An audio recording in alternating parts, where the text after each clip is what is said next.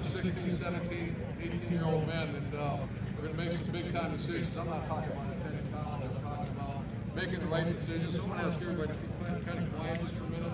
Not just for me, but for these guys. So I appreciate that. Show respect for the guys that are going to say a few words. I see a bunch of young guys out here, and it kind of fires me up. I've been doing this almost 30 years, and I see young people every day make great decisions. I see a lot of them make wrong decisions. I think I've witnessed probably everything. I can see a lot of great coaches around here that witnessed it as well. So I'm going to tell you just it's a little biblical story that talks about, just bear with me for a minute. There's two men walking down the beach. They see 100,000 starfish washed up on the shore.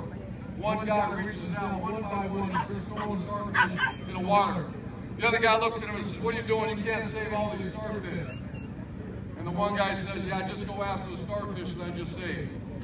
So once again, I'm almost 50 years old. I've gone through an incredible off-season. I'm going to share some things with you. If we can save one starfish here today, one young man, eyes on me. I see the sons behind you, fight through it. If we can save one guy to make that right decision, have a great college career, chase your dream, and then go get a nice job, have a nice family, guess what?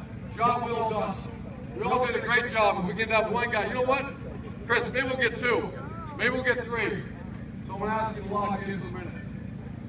In about 2 months, I guess 2 months is some change, there's going to be hundreds of high schools, thousands of high school players getting ready to go kick off a season. There's going to be a bunch of colleges, 130 or so in Division I, a bunch of other colleges across America getting ready to go. Everybody right now is going to camps.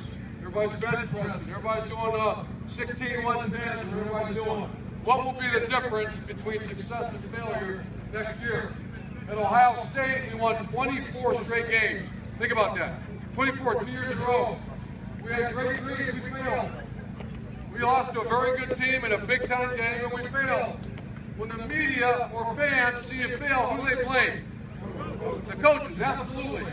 Coaches, who else do they blame? The players. Eyes up here. Eyes up here.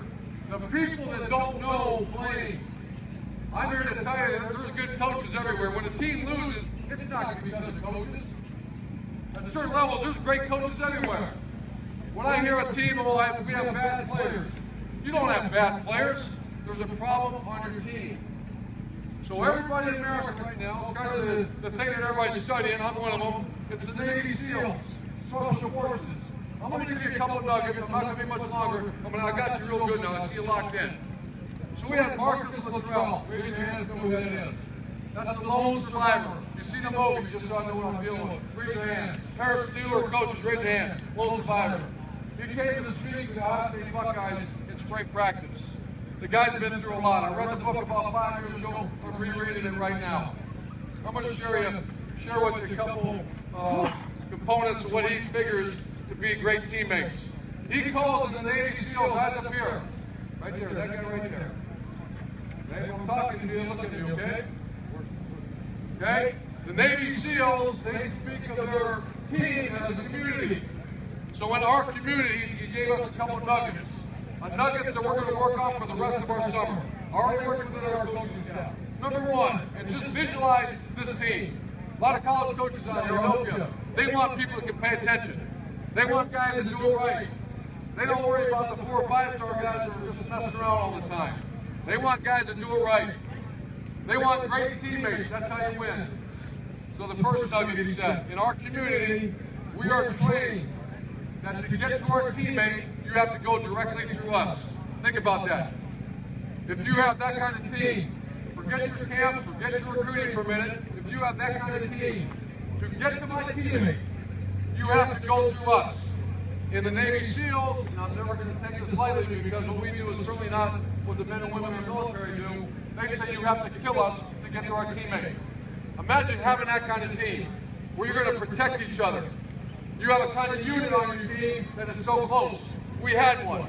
The offensive line at Ohio State was as good as the rest because they had that kind of mentality. So the first one is, again, if you have that kind of mentality, to get to my teammate, you have to go through me. The second thing, on a team, Special Forces team, a SEAL team, when one gets punished, all get punished. not different people, they become one. We're talking about great teams here. They become one. And the last one I want to spend a minute on, this blew my mind when he brought this up. Imagine being on this team. I've been lucky I had a few of those. Imagine, just visualize this team.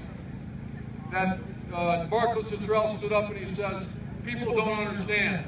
People that don't play this game don't understand.